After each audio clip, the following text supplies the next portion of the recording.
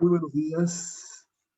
Es un gusto estar presente en el Congreso.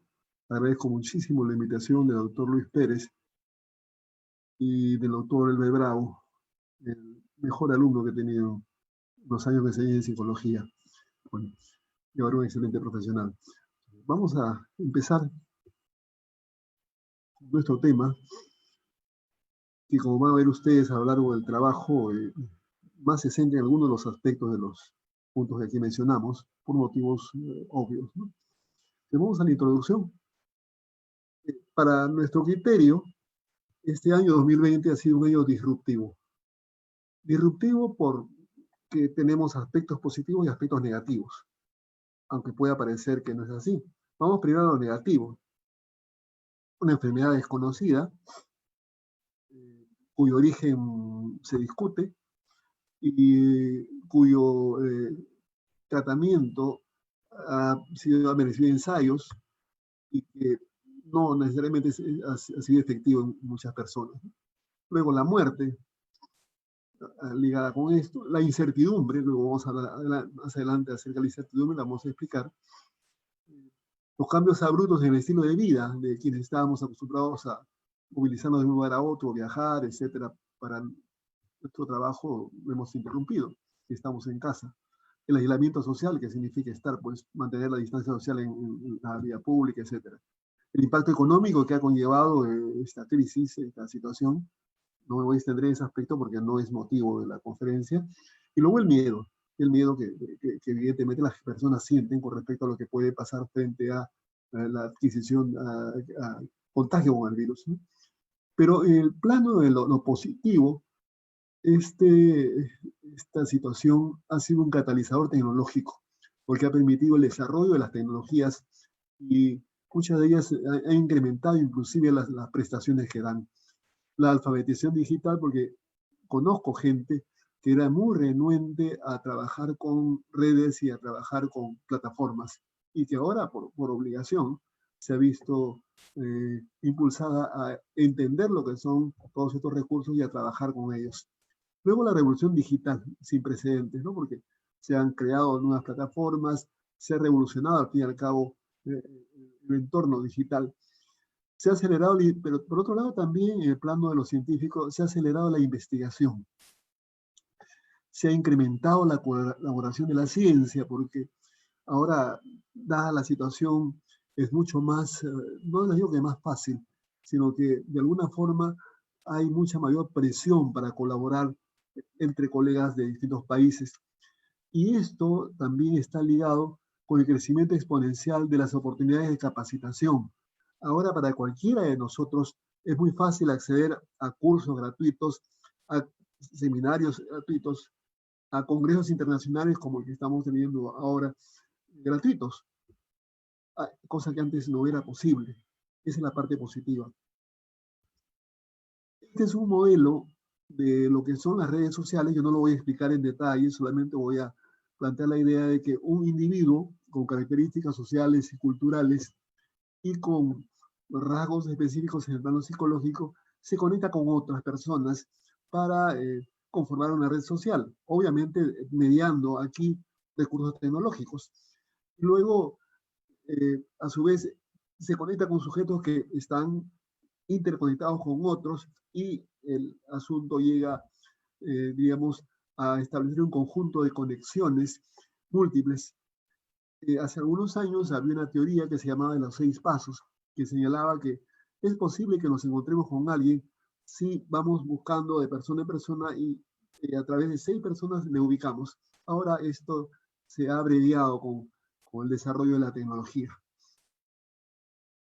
Pero el punto central de nuestro trabajo en esta conferencia se refiere a 2 aspectos, la infodemia y el temor, y el miedo, pero vamos a la infodemia. Es un concepto que he extraído de un artículo peruano de Arroyo, Cabrejo y Cruzado, quienes señalan que la infodemia es la epidemia de información asociada con el miedo, la especulación, los rumores, y que esto se amplifica, se transmite rápidamente por las modernas tecnologías de la información, que afecta negativamente a la sociedad. Mire, Actualmente, más del 15%, perdón, cada año crece significativamente la cantidad de personas que revisan sus redes sociales, que usan sus redes sociales a través de su teléfono móvil. La estimación es que cada año hay un incremento del 15% en este sentido. Esto significa que la mayoría de las personas ahora utilizamos nuestras redes sociales, por ejemplo, usamos mucho el WhatsApp a través de nuestro teléfono móvil. Allí he colocado una imagen que tal vez no corresponda a lo que es la infodemia, que es la imagen de una periodista en pleno trabajo. Yo quisiera rendir mi homenaje brevemente a mis colegas. Yo soy psicólogo y soy periodista. 92 colegas han muerto a consecuencia de la infodemia, del coronavirus. Colegas entrañables, algunos de ellos, bueno, pues lamentablemente no se les pudo acompañar, el duelo lo pasamos por dentro, pero mi homenaje a ellos, mi homenaje también a los psicólogos que han fallecido a consecuencia del COVID-19. Este criterio de la OMS, de la Organización Mundial de la Salud, apareció en un documento del año 2018, donde la OMS alerta con respecto a lo que significa la información inapropiada durante las epidemias. Y señala que la infodemia es la rápida difusión de información de todo tipo, ruidos, chismes e información poco confiable. Esta información poco confiable se propaga de modo instantáneo e internacional, dado el creciente uso popular de los teléfonos móviles, de las redes sociales, de Internet y otras tecnologías de comunicación. Ahora bien, es evidente que hay cantidad de temas, que luego vamos a ver las cifras, que todos los días se lanzan en las redes sociales y también en los medios de comunicación. Recordamos que hace algunos meses un parlamentario, preferimos no calificarlo, dijo lo siguiente, que estaban utilizando las avionetas que se emplean para la fumigación para que la gente se contagie con el virus. Es decir, que estaban difundiendo a través de este recurso, estaban enviando los virus a través de este recurso, ¿no? Lo que resulta ridículo, inapropiado. Sin embargo, eso lo dijo y alguna gente probablemente le creyó. Y sobre eso vamos a ver más adelante cuánto el problema de la infodemia está dado en que las personas muchas veces no tienen una idea concreta de las cosas, una idea real de las cosas, no todos tenemos la misma información y eventualmente se dejan llevar por lo que aparece. Y un aspecto muy interesante que recogí en este documento de Naciones Unidas, de la OMS, es que han aparecido o aparecen cuando hay una infodemia, cuando hay una situación de crisis de salud, cuando hay una epidemia o pandemia en este caso, expertos, por eso los he puesto entre comillas, expertos a quienes saben muy poco o no saben nada y que pueden generar confusión en la gente, porque en algunos casos son líderes sociales, en algunos casos son lo que ahora se llaman influencers, es decir, las personas que ejercen influencia en la comunidad. Y esto puede implicar que la gente experimente miedo y hasta pánico por las cosas que se dicen, porque a veces se lanzan estas afirmaciones a diestra y siniestra como si fuera lo más normal, como si fuera una broma simple, pero no es una broma. Hay que entender que una pandemia es algo sumamente serio, que cualquiera de nosotros se puede contagiar.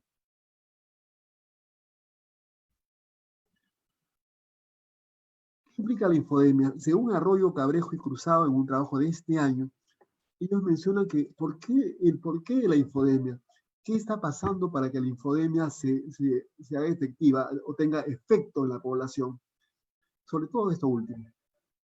En primer lugar, porque no todas las personas saben interpretar la noticia en su contexto completo. La cantidad de información que tiene cada persona, la cantidad de información que tiene cada sociedad no es la misma. Entonces, esa falta de información hace que la persona que no está muy bien informada, que no es muy conocedor, que no lee, decimos, no interprete la noticia en el contexto en que se ha dicho, sino que lo tome como algo que es real y que al fin y al cabo esto le esté causando un impacto considerable sin que la persona se percate. Luego, la limitada oportunidad de autenticar los datos o de autentificar los datos. Valen los dos términos, autenticar o autentificar, aunque autenticar se usa más en el plano legal. Pero, ¿qué ocurre? Cuando una persona ingresa al periodismo, a mí me pasó muy joven, mucho antes de estudiar psicología, lo primero que nos dicen nuestros jefes es siempre contrasta tu información. Es decir, siempre es necesario que nosotros comprobemos lo que está pasando para ver si es cierto o no, para que en relación con eso nosotros tomemos una decisión e informemos a la comunidad. Yo quisiera relatar a mis colegas psicólogos quienes no conocen la rutina de un medio de comunicación, algo que me ocurrió hace algunas décadas. Conducí un programa radial junto con Salvador Otoya, compañero durante muchas jornadas de trabajo, y de pronto me llama uno de los contactos, una de las personas que me daba muchísima información para la radio, y me dice, acaban de atentar contra el doctor Domingo García Rada, quien es entonces el presidente del Jurado Nacional de Elecciones, y lo han matado. Eso es lo que me dijo textualmente. Yo estaba con mi programa al aire, entonces, ¿qué ocurría? Era la época del terrorismo más duro en Lima. Si yo decía eso, de pronto cometí un error. Pero lo que hice es llamar a mi contacto de la entonces Guardia Civil del Perú, y mi contacto me confirmó lo siguiente. Efectivamente, han atentado contra el doctor García Rada, pero por suerte ha sobrevivido y lo han llevado al Hospital de Aeronáutica. Luego de eso, luego que había comprobado, contrastado, autentificar ese dato, recién lo dije frente al micro de la emisora. Entonces, este es un hecho que ocurre, que no todos tienen la ocasión de autenticar los datos, porque de pronto vienen de dos fuentes, de dos distintos medios de comunicación, o de dos redes sociales, o dos twitters, o dos tuiteros, viene la misma información. Entonces, no hay muchas veces la ocasión de autentificar, ¿no? Más aún cuando la gente anda en este clima de la posmodernidad, donde las cosas cambian cada rato, las cosas son tan inconstantes. Y lo tercero es la poca capacidad de comprender la información, que pasa que cambia con rapidez. Dice Giuseppe Bátimo, Gianni Bátimo, perdón, que la posmodernidad es una etapa que está caracterizada ante todo por la permanencia del cambio constante. Puede parecer paradójico la permanencia del cambio constante, pero es que los cambios se dan muy rápidamente. Y en el marco de una pandemia como la que estamos viviendo, esa información cambia con rapidez. Y todos los días nos llega cantidad de información. Obviamente hay días en que hay un fenómeno, hay una situación que lo cambia todo y que centra mucho en la información, ¿no? Se ha dado el caso de la muerte de Maradona ayer. Pero, ¿qué pasa con la capacidad de las personas para controlar la información que va cambiando muchísimo? ¿Qué pasa con las personas que no son capaces de controlar esa información? Porque solo tienen tal vez un televisor, o sea, tienen un sector muy pobre y solo ese televisor es el que le entrega la información. O tiene acceso a una red social, pero solamente a esa y no tiene mayores posibilidades. Ahí la infodemia puede tener un mayor impacto. A ver, vamos a revisar aquí un criterio de lo que se refiere a infodemia, que es de Basanti. Este concepto lo extraje de un webinar que se dio hace algunos meses, muy pocos meses. Les recomiendo que siempre estén al tanto. Estos webinars se dan de forma gratuita. Y fue muy interesante este webinar en que participó, entre otros, este especialista apellidado Basanti. Y lo que quisiéramos ver en ese sentido es tratar de explicarlo como lo dice el autor, que aquí hay dos aspectos de considerar. Lo falso por un lado y lo perjudicial por el otro. ¿Qué tanto se transmiten cosas falsas? Cierto, pues, ¿no? Ahora un par de años estaba en Costa Rica y llegué a una librería, casi muy apurado porque se me iba la hora para ir al aeropuerto, y vi ahí un libro que se refiere a la mentira, la psicología de la mentira. Le pregunté a la vendedora a quién le recordaba este libro y me dijo a los políticos. Bueno, sin comentarios, no voy a incidir en ese terreno, pero lo falso es algo que hay que tomar en consideración. Y en segundo lugar, lo perjudicial. ¿Qué tanto perjudican las cosas que se dicen? ¿Qué tanto lo que se dice se plantea con una intención? Bueno, Habermas dice que todo se dice con cierta intencionalidad, pero ¿qué tanto esa intención es eventualmente perjudicar a las personas, perjudicar a los oyentes, perjudicar al público, perjudicar al país? Entonces, en función de estos dos aspectos generales, vamos a desarrollar algo referido al infodemia. Un primer aspecto. ¿Qué cosa puede ser infodemia? Información equivocada. Recordemos algo que dijo la ministra de Salud hace algunos meses. Las personas que son asintomáticas, que tienen COVID, pero son asintomáticas, no contagian mientras no respiren.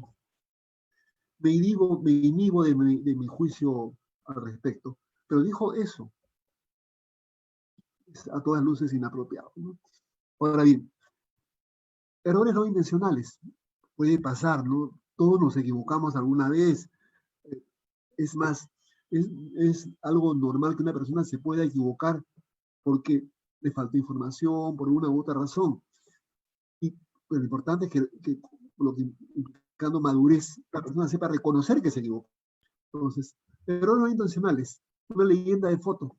Es decir, la persona puede colocar el nombre de la leyenda se llama lo que se coloca debajo de la foto para señalar quién está en la foto. Y puede haber una equivocación. De último, alguien tipeó y colocó otro nombre ahí y se publicó. Eso pasa. Eso ocurre. No lo estoy justificando, pero podría ocurrir.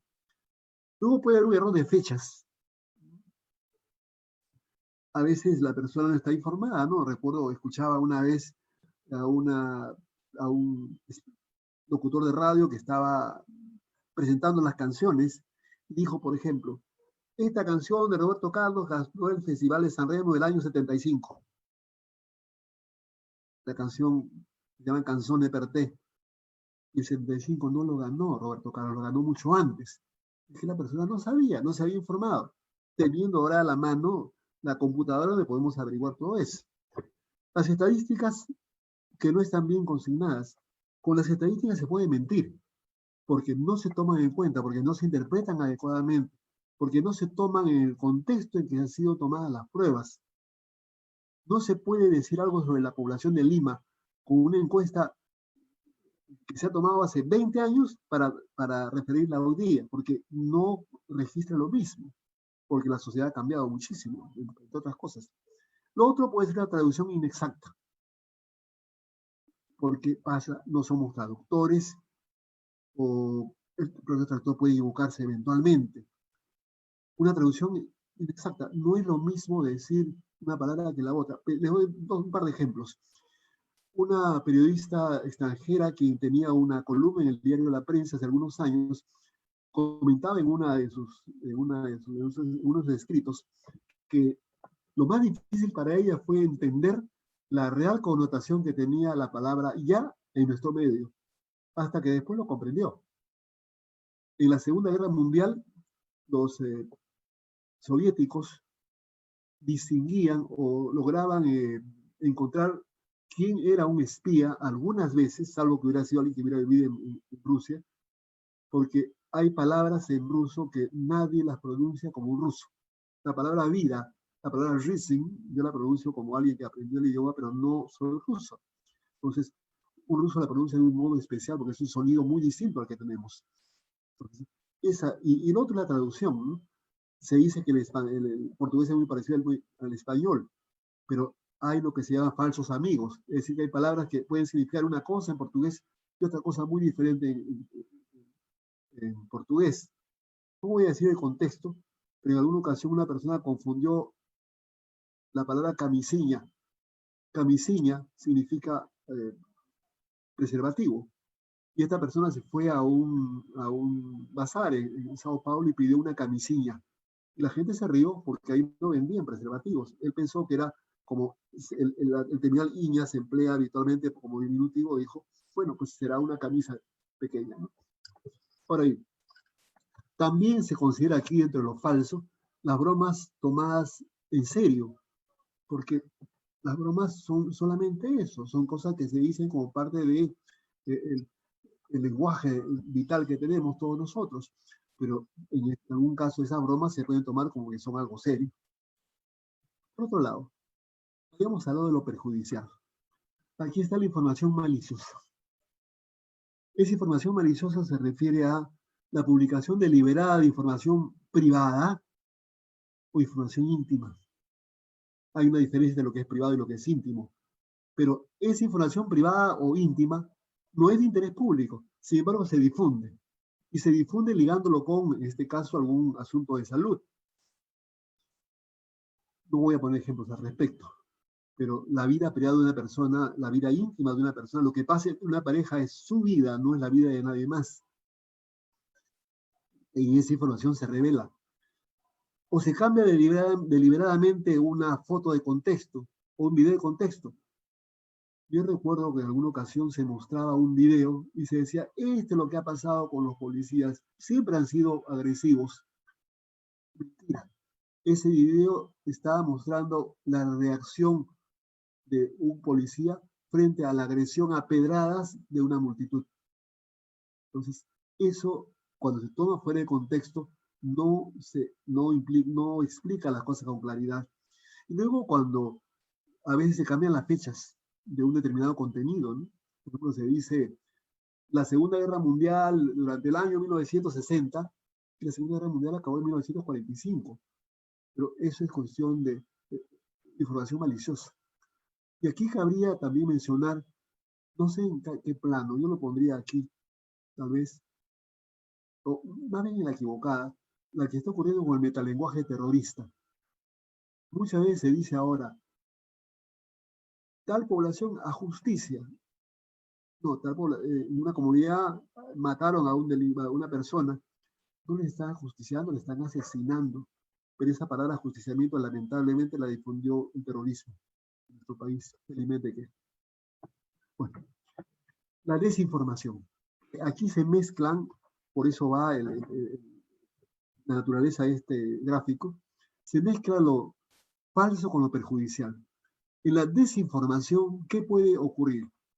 Un contenido audiovisual fabricado o manipulado deliberadamente para decir las cosas de cierta manera, para querer decir algo que en la realidad no está. Aquí también están de por medio las llamadas teorías de la conspiración. Se han registrado casos, por ejemplo, de estigmatización de orientales. ¿Por qué? Bajo la suposición de que ellos son los que han creado el COVID-19 y que todo oriental es sospechoso de COVID. Y esto existe.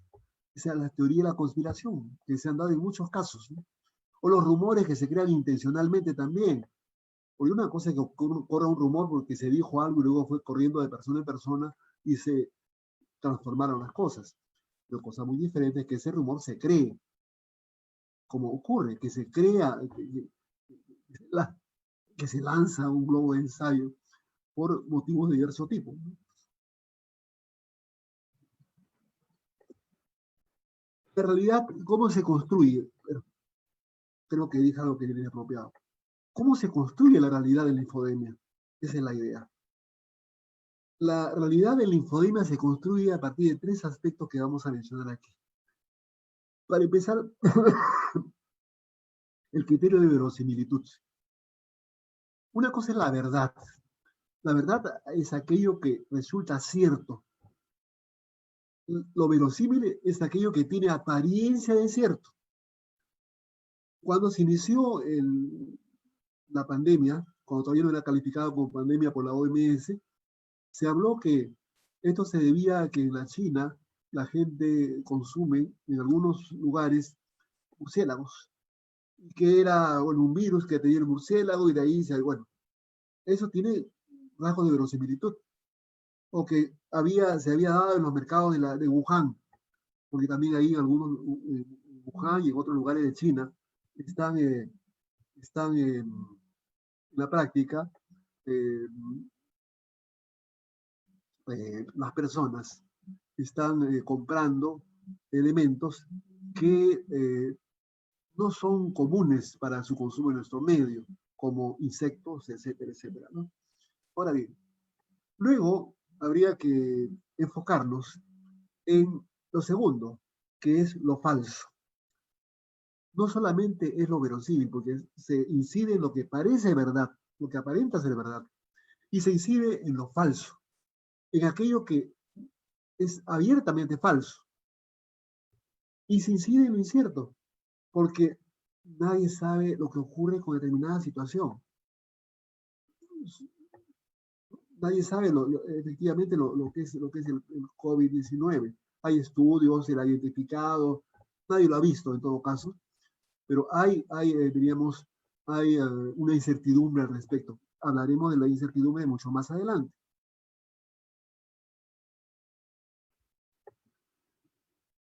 Se hizo un estudio, lo hizo Pointer. Pointer es un centro de investigación en Estados Unidos que realizó un estudio revisando miles de tweets y encontró que aquí había algo interesante. Encontró que estaba ocurriendo un hecho concreto, que en esa cantidad de tweets donde había mucha infodemia, donde había, perdón, corrijo la expresión, donde se daba el fenómeno de la infodemia, habían algunos asuntos que eran los más destacados. Y si ustedes observan el gráfico que ahí hemos colocado, que en la práctica he copiado esto de la página de Pointer y solamente hice la traducción de los aspectos que ahí figuran, el aspecto más notorio es la propagación. Es decir, las noticias, los tweets se referían a la propagación. Otro que también estaba destacado eran los gobiernos, es decir, la acción de los gobiernos frente al COVID. Un ejemplo concreto. Apenas se supo del asunto del COVID-19, Vietnam cerró sus fronteras con China. No permitió que nadie entre ni salga de Vietnam y se suspendieron todos los vuelos que venían de China o iban hacia China. Vietnam es un ejemplo en cuanto a lo que es el manejo del COVID a nivel mundial. Ahora bien, luego otro aspecto que era destacado era la prevención, la curación igualmente. Y por eso es que se lanzaban pues cosas como esta, ¿no? Para curar, cómo se previene el coronavirus. Ah, bueno, si sienten algún problema que sea cercano a la idea del coronavirus, pues lo que hay que hacer es tomar bastante agua. Así el COVID pasa al estómago y se destruye con el jugo gástrico. Cosas como esas que decían. O hay que tomar detergente y eso va a permitir que se lave el organismo. Y se han dado casos de muertes por consumir sustancias que causan daño en varios países del mundo. Luego también el caso de los hospitales. Recordemos que en el Perú y en muchos países los hospitales han colapsado y han tenido que crear lugares que eran estacionamientos como lugares donde los cuales construyeron habitaciones prefabricadas para tener a los enfermos de COVID, para poder ampliar su capacidad hospitalaria. No habían respiradores, etcétera, ¿no? Entonces, la incidencia en los hospitales era importante, pero desde luego distorsionado en la infodemia, ¿no? Luego, bueno, el aislamiento también, por cierto, porque es algo que todos lo estamos viviendo. Habría que tomar en cuenta igualmente, disculpe que mire el celular, pero es la única forma ahora de estar midiendo nuestro tiempo. Eh, ¿Qué ocurre, qué ocurre con las investigaciones hechas al respecto de la infodemia? Hay un estudio sumamente interesante que hizo la Carnegie Mellon University, que está entre las 20 universidades más importantes de Estados Unidos. El estudio se hizo entre enero y mayo de este año. Fueron analizados más de 200 millones de tweets. ¿Les parece a ustedes imposible? Pero con los recursos que se tienen actualmente en la tecnología, es posible esto. Solamente un ejemplo, ¿no? Hasta hace muy poco tiempo, cuando una institución como universidad deseaba implementar una nueva plataforma, tenía que comprarse equipos nuevos, gastar en un servidor, etc. Ahora no. Ahora contrata los servicios de una empresa multinacional y todo lo coloca en la nube, como pasa con una serie de recursos. Ahora bien, Y este es el caso del análisis de los 200 millones de tweets. Hay grandes computadoras que son capaces de analizar estas, y hay procedimientos para analizar esa cantidad de tweets. Y estos 200 millones de tweets tenían mensajes referidos al COVID-19. ¿Y qué se encontró? Algunos aspectos nada más de este estudio que es sumamente interesante, ¿no? Pueden buscarlo en la página de la Carnegie Mellon University. El 45% de las cuentas de Twitter que comparten mensajes sobre el COVID probablemente sean bots. Bots es la abreviatura de robots. Entonces, son robots. Un ejemplo concreto de los bots. Cuando abren ustedes las páginas, ya sea de una universidad o de una entidad educativa desarrollada, habitualmente aparece al costado derecho, en la parte inferior derecha, un recurso, ¿no? Un avatar, un dibujo que les dice, ¿desea alguna información? Y ahí ustedes pueden tipear la información que les interesa. No es una persona que les está respondiendo, es un robot. Igualmente ahora llaman ustedes a Movistar para pedir un dato. Frecuentemente quien contesta es una máquina dotada de inteligencia artificial. Y para que sea un ser humano tiene que darse una serie de procedimientos, ¿no? Ahora bien, ese es un bot, es un robot. De los 50 retweeters, los retweets más importantes o más influyentes, el 82% son bots.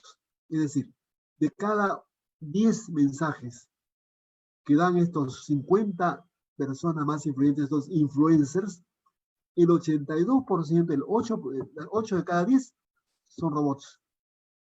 No son personas, son bots, son robots.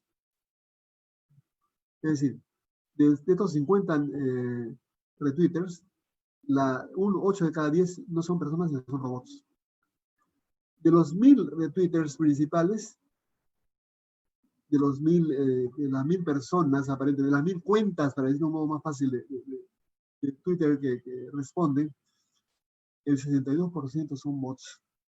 Es decir, ustedes colocan un texto de máximo 140 palabras en su Twitter y a veces le responde una persona, pero eventualmente retuitea una máquina. Mucho más se da esto en campañas políticas, desde luego, pero igualmente se da en esta época en el caso de la infodemia, y eso hay que tomarlo muy en cuenta.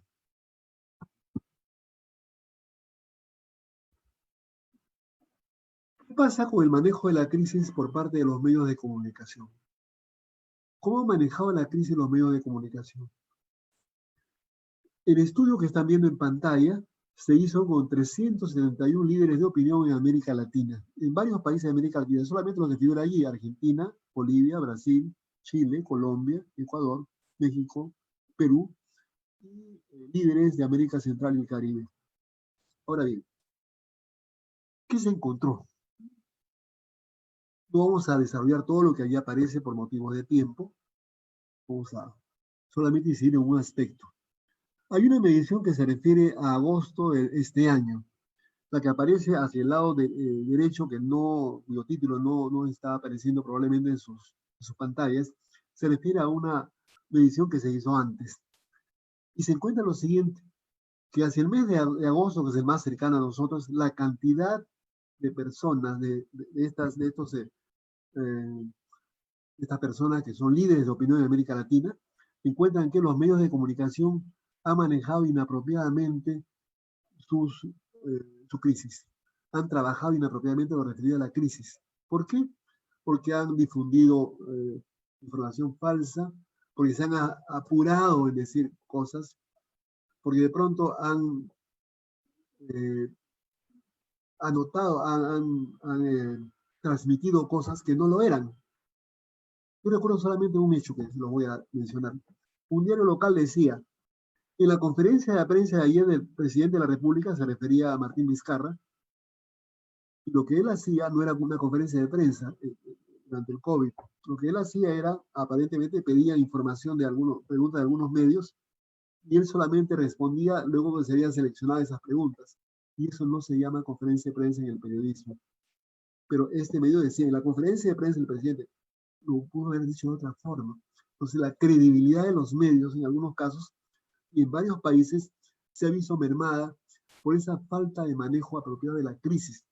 Y es que efectivamente las crisis nos obligan a todos, las crisis nos afectan a todos, y las crisis son un momento en que hay que estar muy atento con respecto a lo que se dice, porque algo que no se planteó, no se dijo, no se escribió apropiadamente, puede generar pues conflictos en la gente, puede originar, en todo caso, mucho mayor temor, ¿no?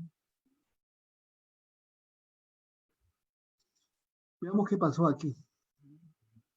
Solamente me he puesto a revisar información de un diario, el diario Trome, que según decía en su momento, el diario más vendido en América Latina. Y aquí hay cuatro ediciones, cuatro primeras planas del diario Trome. El primero dice, llegó la vacuna a China. ¿Acaso llegó la vacuna a China? Es una mentira abierta.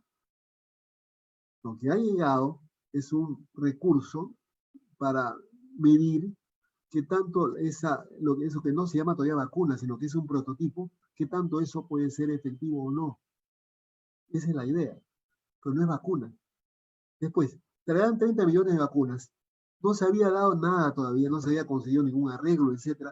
No existe la vacuna aún, pero ya traerán 30 millones de vacunas.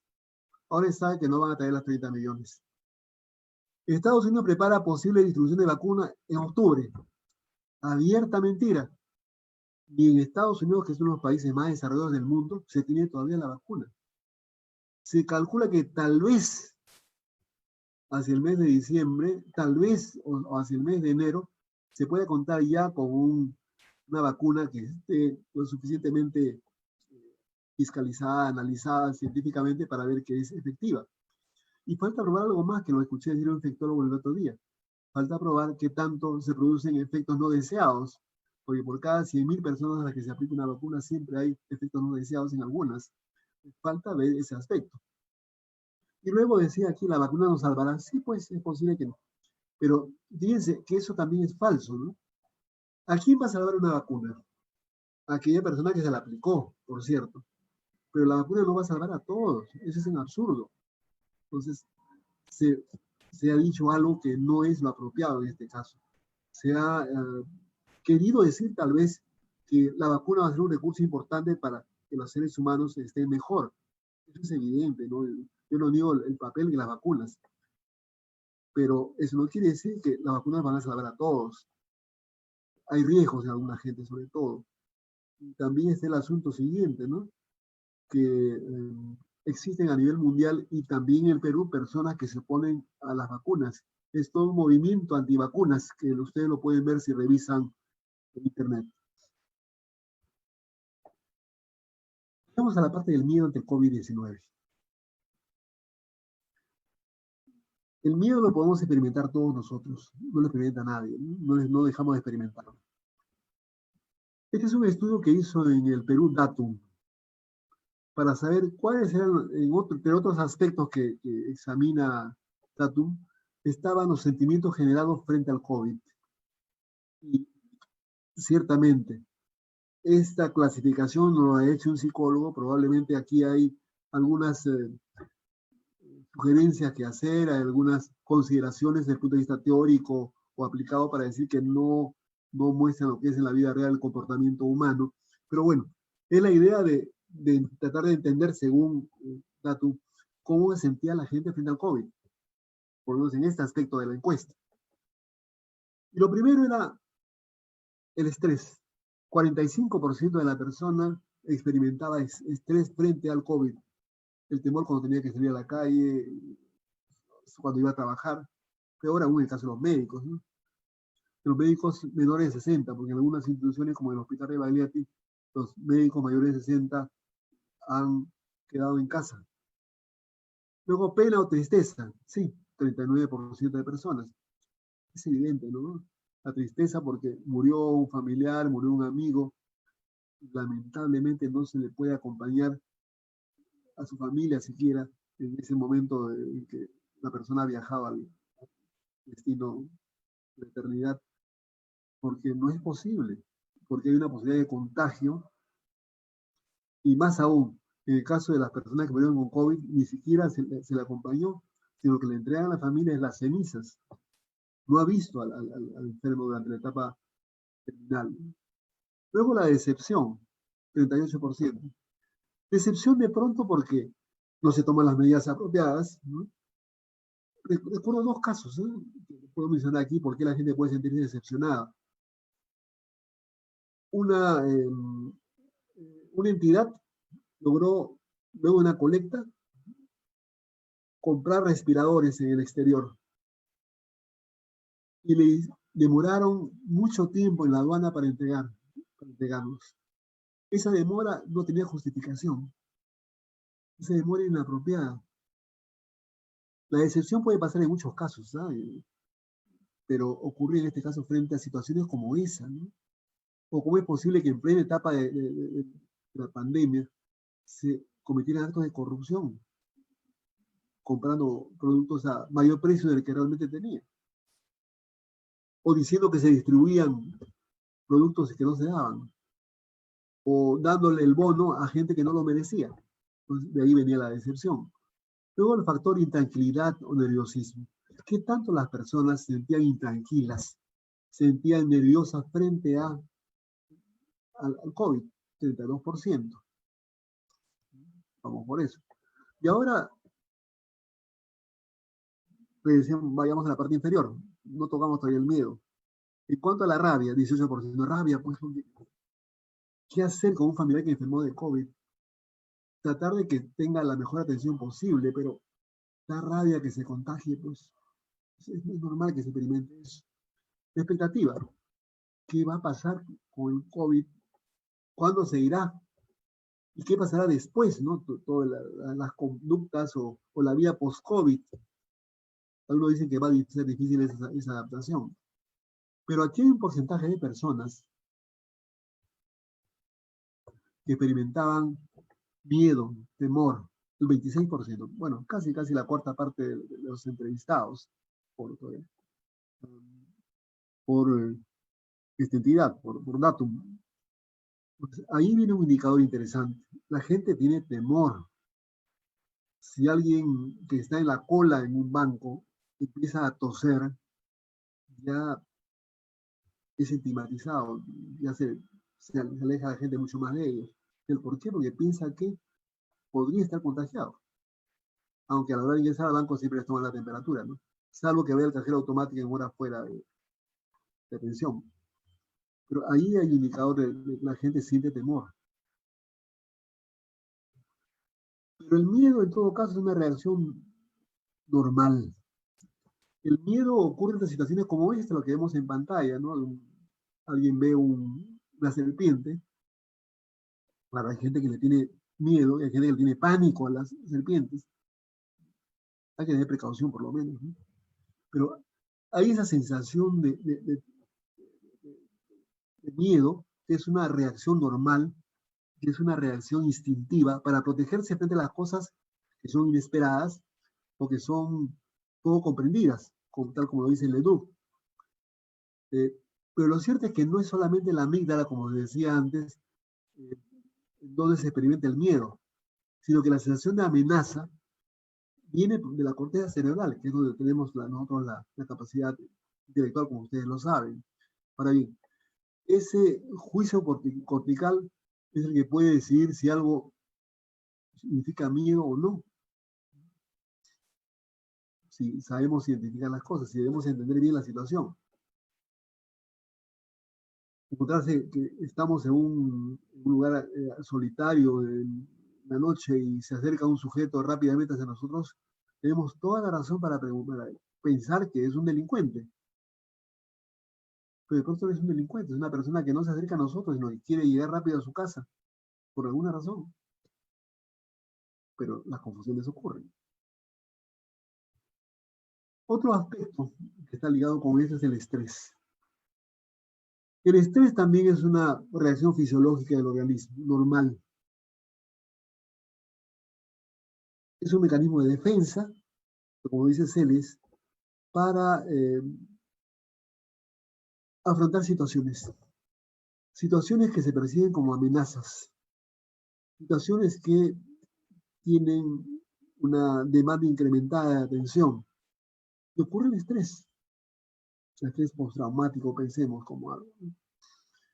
Esta es una respuesta natural, una respuesta necesaria para la supervivencia. Si no se experimenta estrés, no se vive. Ahora, otra cosa distinta es experimentar el estrés durante tiempo prolongado, lo que ya es anormal. Esto lo saben ustedes mucho más que yo. La incertidumbre. Y quisiera detenerme en esto. ¿Qué pasa cuando alguna persona viaja a un lugar que no conoce? No se informaba apropiadamente, no se interesaba por revisar alguna de las páginas de internet, en su mismo celular.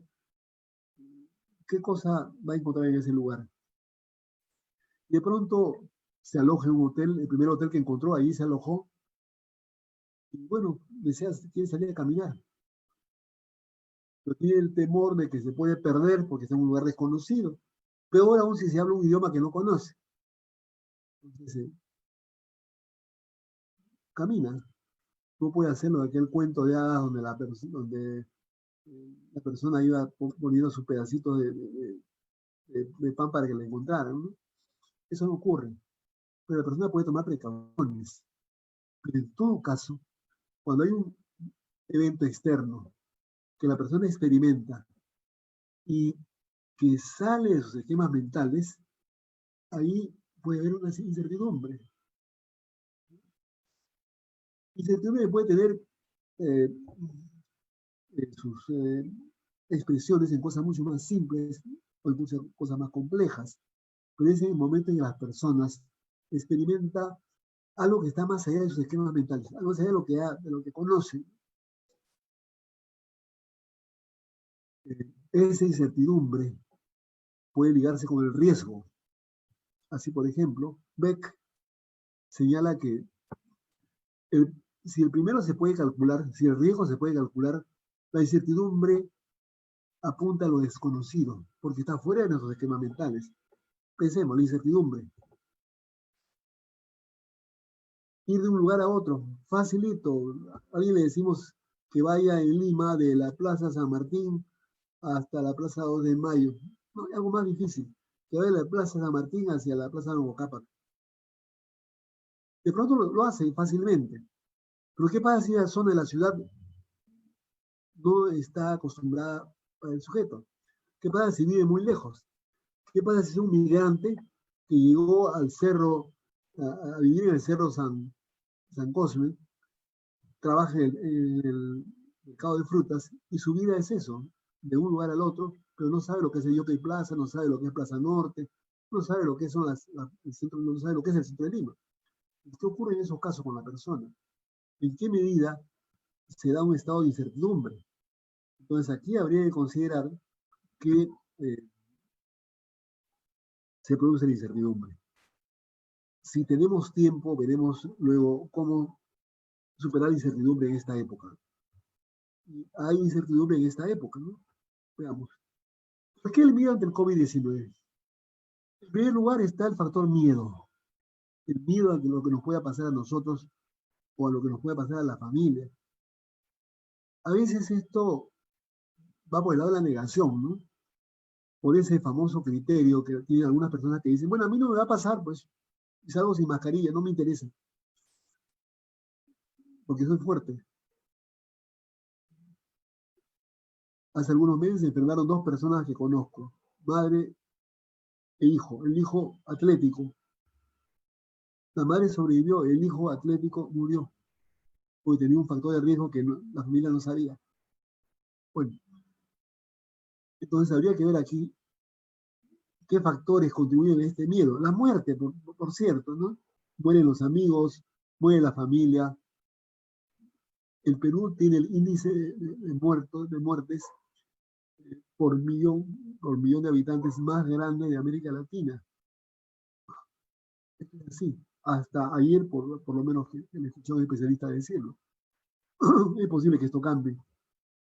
Ahora bien, pero la muerte está presente. Y si pedimos por delivery un plato, desinfectamos todo lo que nos traen, porque hay temor a la muerte. Y eso es importante para los componentes del miedo ante el COVID. Luego está la incertidumbre, el miedo a lo desconocido.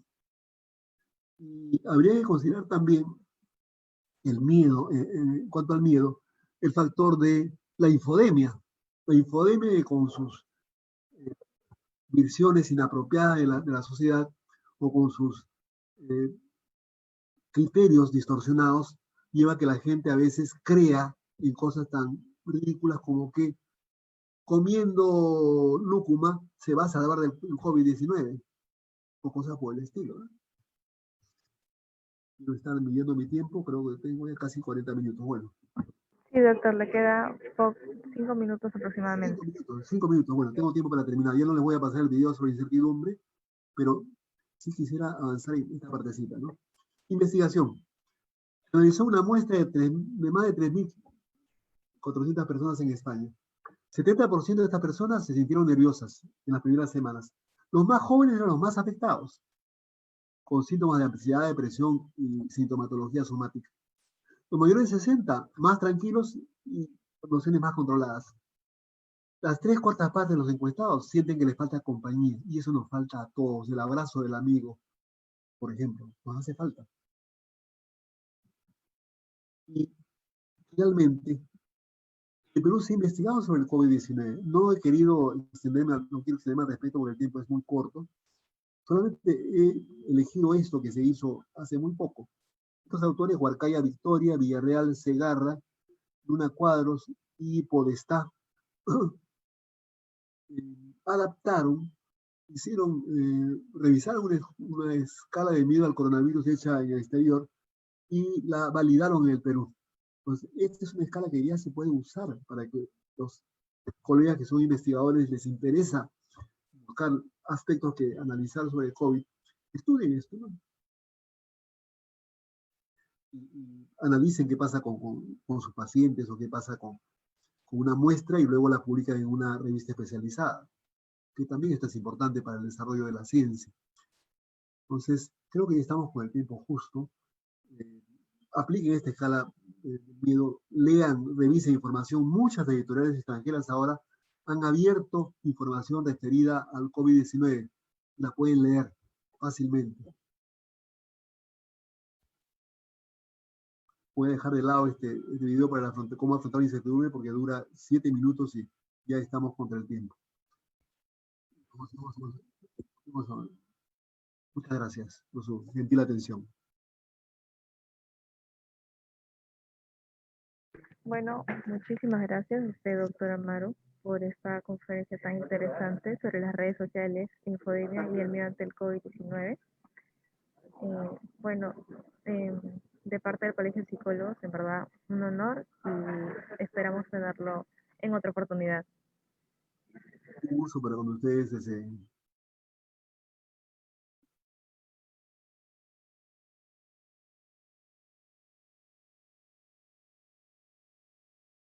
Bueno, doctor, hay una pregunta de Aurora Molina.